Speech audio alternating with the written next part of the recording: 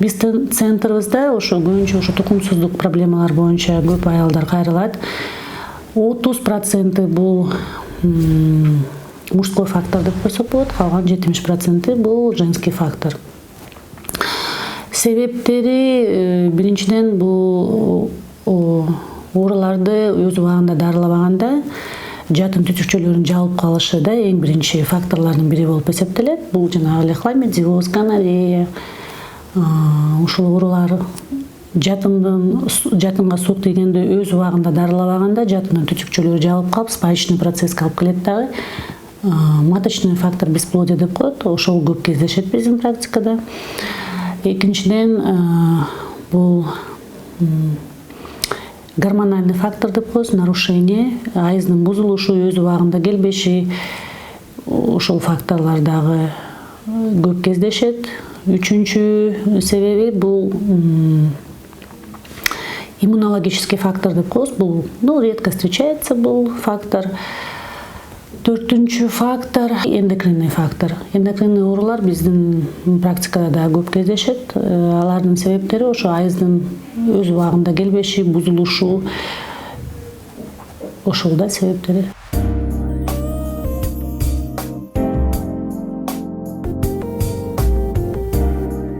Башка областтарда мындай центрлар жок.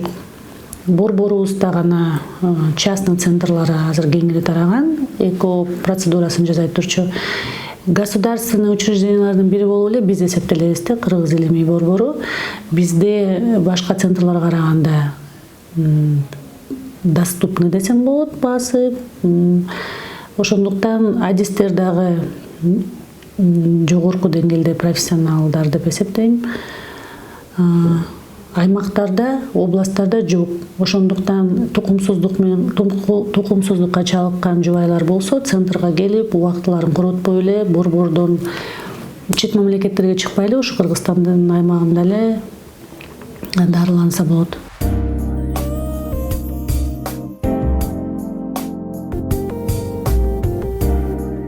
Тукумсуздук менен жабыркаган үй бүлөлөр биринчиден чыдамы жок болот да.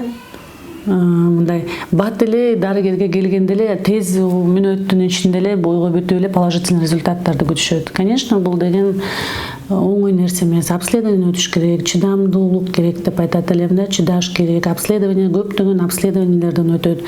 Көптөгөн этаптар болот тукумсуздукту дарылоонунчу. Ошондуктан кээ бир жубайлар аягына жетпейт леченияны. Биринчи этабын өтөт, андан кийин экинчи этап, үчүнчү этап менен ушундай этап менен дарыланат да. Акыркы этаптарына чейин жетишпейт, ошондуктан көбүнчө бир 60-70% положительный результаттар алынбай калат. Эми ар бир адамдын эле бул выбору да. Медицинага кайрылабы, нетрадиционный медицинага кайрылабы, биз ар бир адамга укугу бар выбирать да.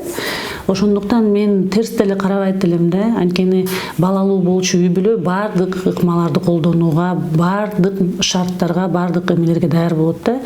Ошондуктан все средства хороши дегенде, ошондуктан бардык жагынан тең карашат. Мен терс деле карабайт элем. Эгер ал адамдын психологиясына туура жатып, ошону туура көрүп, ошондон бир кандайдыр бир жардам алам деп адам эгер ошол нерсеге ишенсе, мен терс карап ага деле мындай терс сунуштарым жок. Бирок көбүнчө маек курганда, рекомендация бергенде өзүмдүн пациенттериме көп кайрылам. Больше, конечно, доверять профессионалам. Дарыгерлердин ыкмасын, рекомендацияларын туура колдонуп, өз убагында дарылануу бул эң биринчи учурда отурат.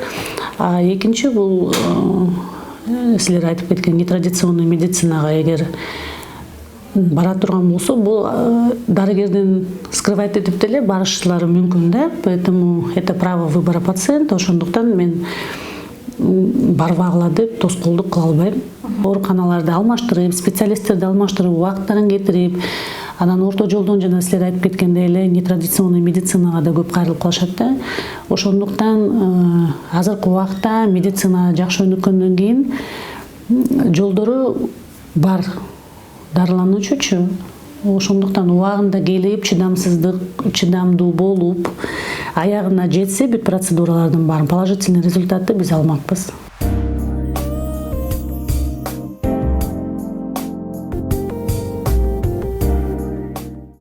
Ошондой ситуациялар менин практикамда болгон. Азыр нетрадиционный медицинага барып, бияктан келип диагностика кылып алып, анан кетишет. 2-3 айга чейин жок болуп кетишет. Ошондой методдорду колдонуп, нетрадиционный дарыланып, кайра эле кайтып келгенде положительный результаттарды көбүнчө учурларда мен көрбөйм. Буну биринчиден бул чөптөр менен дарылашат экен, уу коргошун менен дарылаган учурлар болот.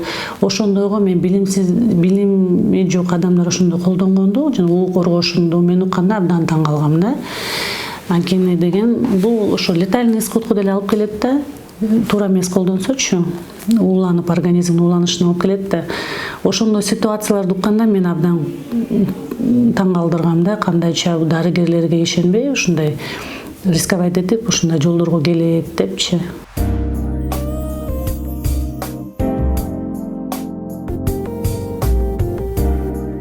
Жыныстык жол менен берилүүчү 5 оорулардын бири бул гонорея оорусу болот. Тукумсуздукка алып келет биринчиден.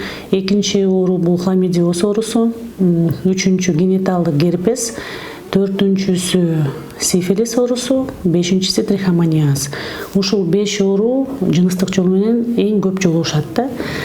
Себептери эмнеде болушу мүмкүн? Бул биринчиден беспорядочный половой контакт десек болот да.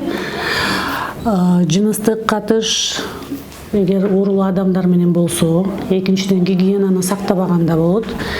Үчүнчү оорулуу адамдын мончодо колдонуучу оокаттары менен колдонсо, бир төшөнчүдө болсо ошол дагы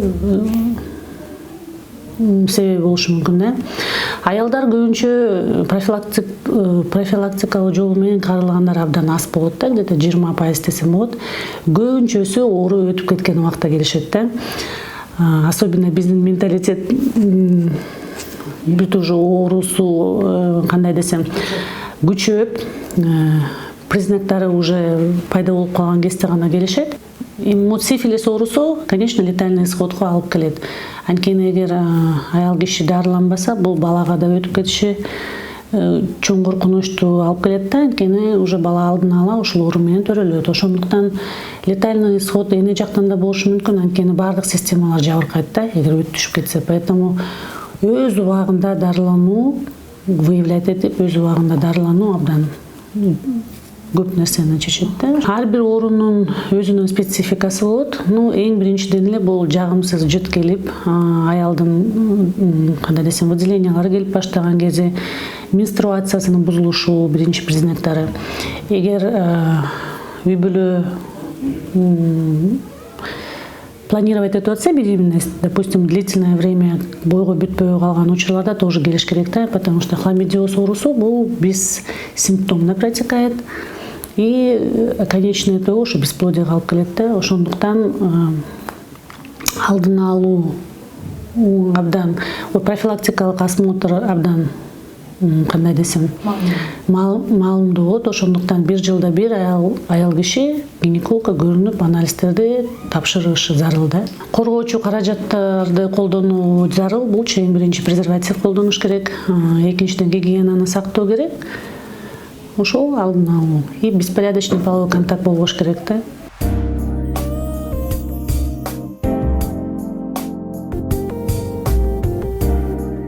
Мастурбация чынында бул табигый нерсе деп эсептейм. Анткени эч кандай уяттуу, мындай ыплас нерсеси жок. Бул физиологиялык нерсе.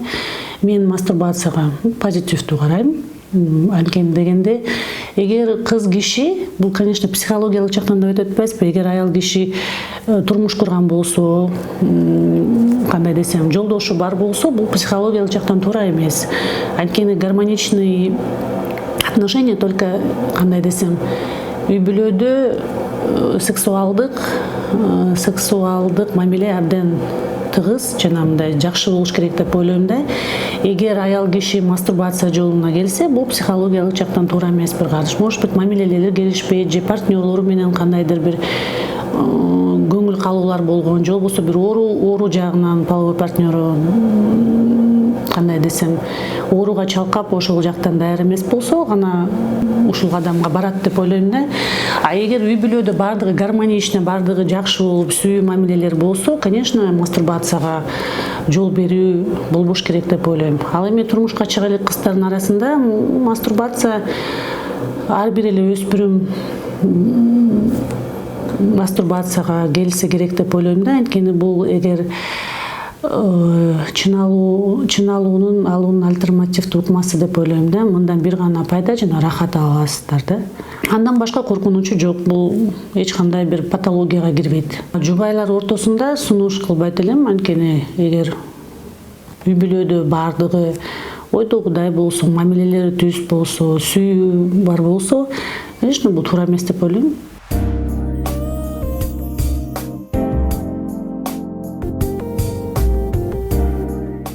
Албетте болбойт, бул эң терс көрүнүш.